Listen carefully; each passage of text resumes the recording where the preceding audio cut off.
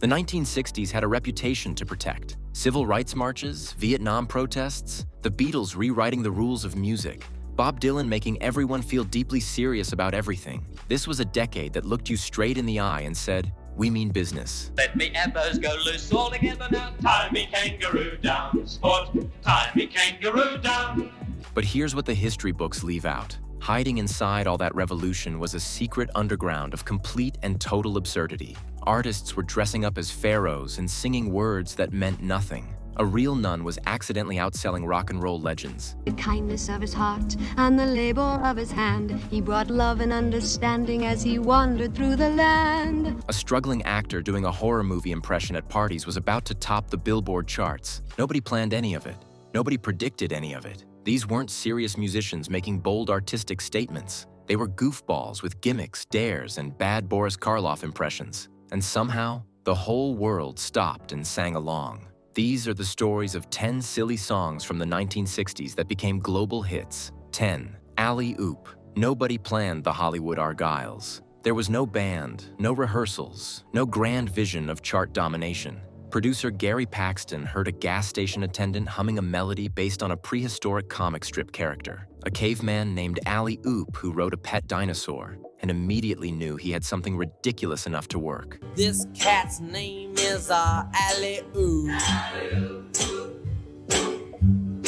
He rounded up a loose group of session musicians, walked them into a Hollywood recording studio, and named the fake band after the street corner outside the window. The recording session involved more wine than professionalism, and the whole thing came together in a single chaotic afternoon with nobody taking it particularly seriously. 3 labels passed on it before it found a home, and even then nobody expected much from a novelty song about a cartoon caveman. Alley Oop shot straight to #1 on the Billboard Hot 100 in 1960 and sold over 1 million copies worldwide. A band that never existed somehow became one of the biggest acts of the year. Sometimes the biggest hits come from bands that were never real to begin with. 9. Itsy Bitsy Teeny Weeny Yellow Polka Dot Bikini. Brian Hyland was 16 years old when he recorded a song with one of the most ridiculous titles in the history of popular music. The premise was simple and completely absurd. A girl shows up at the beach wearing a tiny polka dot bikini and becomes so embarrassed she refuses to come out from behind her towel. An itsy bitsy teeny weeny yellow polka dot bikini, so in the blanket she wanted to stay. The title alone was considered a liability. Too long and too silly for radio programmers who liked their hits short and snappy. Hyland's label had doubts about whether anyone would take a teenage boy singing a tongue-twisting novelty track seriously enough to actually buy it. Radio stations were skeptical. Critics dismissed it, and the music industry largely assumed it would disappear after a few weeks of summer airplay and nothing more. Itsy Bitsy hit #1 on the Billboard Hot 100 in August 1960 and sold over 1 million copies in multiple languages around the world. Almost accidentally, it helped make the bikini socially acceptable in mainstream American culture. Sometimes a song with a ridiculous title changes what women wear to the beach. 8. Mr. Custer. Larry Verne was not a musician. He was a photolab assistant working in Los Angeles when a pair of songwriters named Fred Darien and Al DeLory came looking for someone with a specific kind of voice, thick, bumbling, and southern enough to sell a comedic premise. The song they had written was built around a terrified soldier desperately begging General Custer not to send him into the Battle of Little Bighorn. Please, Mr. Custer, I don't want to go. Complete with whining, pleading, and increasingly panicked excuses for why he should be excused from the fight. 3 major record labels heard the demo and passed on it immediately, deciding the whole concept was too silly and too gimmicky to compete with the serious rock and roll dominating the charts. Verne himself had no real expectations, treating the recording session more like an unusual afternoon than a career-defining moment. Mr. Custer hit #1 on the Billboard Hot 100 in October 1960, making a photolab assistant one of the most unlikely chart toppers of the entire decade. Verne never charted again, but for one glorious moment, a coward stole the #1 spot. Sometimes all you need is the right voice and the wrong battle. 7. Dominique. Sister Luke Gabrielle was a Belgian nun living in a Dominican convent who wrote cheerful folk songs on her guitar to entertain her fellow sisters during quiet evenings. Dominique was a simple, bouncy tune she had composed about Saint Dominic. Dominica, Nica, Nica, I will tell of Dominique, his goodness to acclaim. the 13th century founder of the Dominican order. Not exactly the subject matter that typically launches a pop music career. Her convent community loved the song so much they collectively pressured her to record it professionally, insisting the outside world deserved to hear it too. The record was released in French, about a medieval Catholic priest, performed by an actual nun who had taken a vow of poverty and had no interest in fame or commercial success whatsoever. By every logical measure, it had absolutely no business competing on the American pop charts against the British invasion that was reshaping music that same year. Dominique hit #1 in America for 4 consecutive weeks in late 1963, outselling the Beatles during one of the most competitive periods in pop music history. The first and only Belgian #1 single in American chart history came from a convent. Sometimes the most unlikely person in the room makes the most unlikely hit of the year. 6. Monster Mash. Bobby Pickett was a struggling actor in Los Angeles who had developed a party trick that reliably got laughs, a spot-on impression of horror legend Boris Karloff that he would deploy during his doo-wop group's performances. His friend and bandmate Lenny Capizzi heard the impression one night and suggested they write an entire song built around it, combining Pickett's Karloff voice with the dance craze sweeping America at the time. He did the monster mash.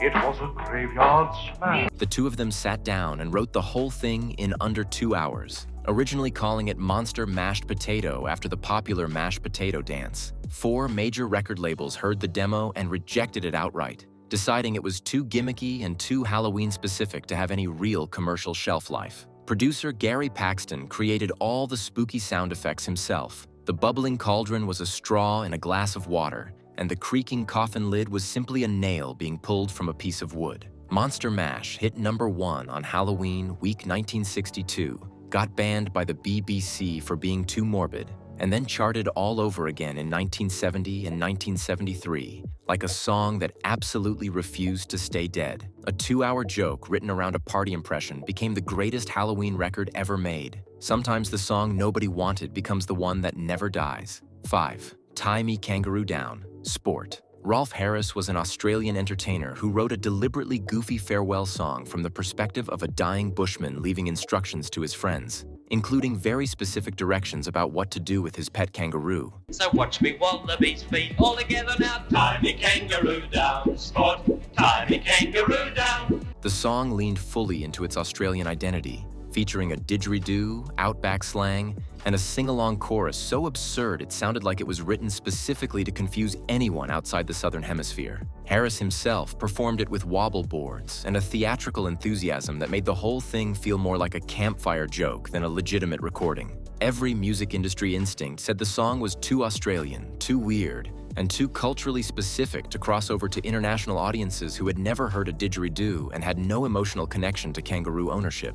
The conventional wisdom was that novelty songs needed universal premises, and dying bushmen were not considered a universal premise. Tie Me Kangaroo Down became a top 10 hit in both the United States and the United Kingdom, introducing millions of listeners to the sound of the didgeridoo for the very first time. The song that was too Australian for the world turned out to be exactly Australian enough. Sometimes the whole world wants to hear exactly what nobody thought would travel. 4. Hello Muda, Hello Fata. Alan Sherman was a television comedy writer who sat down at a party one evening and adapted the elegant classical melody of Ponchielli's Dance of the Hours into a letter home from a deeply miserable child at summer camp. The joke was simple and beautifully executed. The kid catalogs every catastrophe and indignity of camp life in escalating detail, begging his parents to take him home before the weather suddenly improves, and he frantically asks them to ignore everything he just said. Sherman wrote it purely to entertain the dinner guests around him, with no real intention of recording it professionally. Hello, Mudda.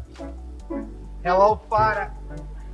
Here I am at Camp Granada. His record label was skeptical about whether a comedy song built on a classical melody and summer camp complaints could compete on the pop charts against the genuine rock and roll heavyweights of 1963. Sherman himself had spent years in television and considered himself a comedy writer first, treating music as more of a side performance than a serious career pursuit. Hello Muda. Hello Fata climbed to #2 on the Billboard Hot 100 and won the Grammy Award for Best Comedy Recording in 1964. A joke written for one dinner party ended up on every radio in America. Sometimes the song you perform for 12 people becomes the one that 12 million people memorize word for word. 3. Wooly Bully arrived with a look that demanded to be taken unseriously. Turbans, robes, a hearse for a tour van, and a frontman named Domingo Samudio, who performed under a stage name lifted directly from a fairy tale villain. The song they were promoting was built almost entirely on nonsense, a relentlessly driving rock and roll track anchored by a two-note organ riff and lyrics, where the phrase "Wooly Bully" carried all the emotional weight despite meaning absolutely nothing at all. The band recorded it in one loose, gloriously chaotic take that sounded like it might fall apart at any moment and somehow never did. Radio programmers were genuinely uncertain what to do with it, because the song defied every category and offered no rational explanation for why it should work. Critics noted the absurdity with a mixture of amusement and mild concern, while the music industry quietly assumed it would fade out before summer ended. Wooly Bully became the most played song on American radio in all of 1965 and earned a Grammy nomination for Best Rock and Roll Recording. A song that meant nothing turned out to mean more than almost everything else released that year. Sometimes the loudest nonsense in the room is the thing nobody can get out of their head. 2. They're Coming to Take Me Away. Jerry Samuels was a recording engineer who sat down one afternoon and wrote a song entirely from the perspective of a man losing his mind,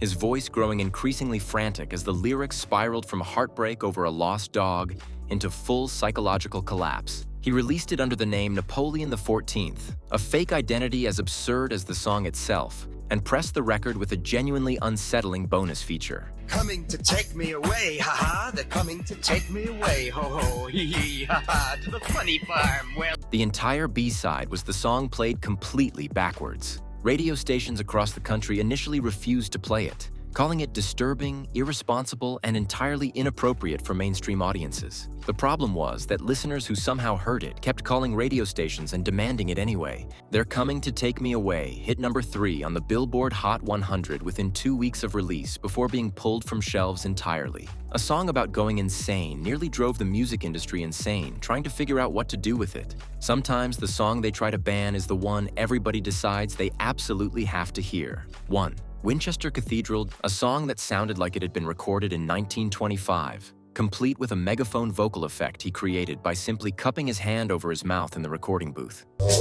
Winchester Cathedral, you're bringing me down.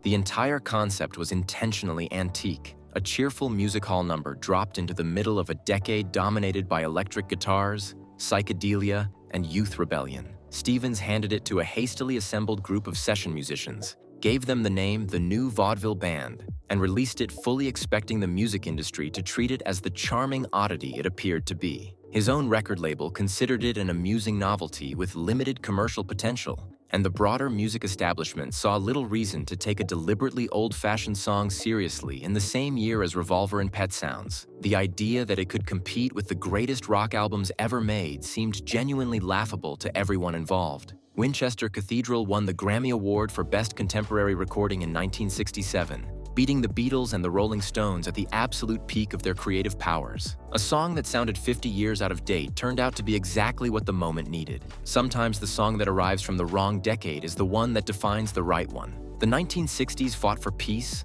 marched for justice, and rewrote the rules of music forever. But underneath all that seriousness, it never lost its sense of humor. A nun, a caveman, a monster, and a madman all found their way to number 1.